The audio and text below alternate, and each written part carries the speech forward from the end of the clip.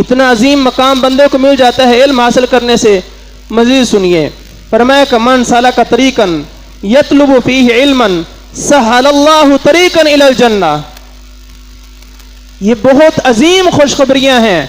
फरमाया कि जो बंदा किसी रास्ते पर चला और उसका मकसद क्या है, यतलुबु फीहि इल्मन, वो इस गर्ज से घर से निकला है, इस गर्ज से सफर कर रहा है कि मैं इल्म दीन हासिल करूंगा, मैं इल्म हासिल करूंगा, इल्म का तालिब है, इल्म को तलब करने के लिए निकला है, तो ये इतना बड़ा काम है, इतना बड़ा कारनामा है और इतनी बड़ी नेकी है कि इसका अजर क्या है, सहलल्लाहु तरीकन इलल जन्ना।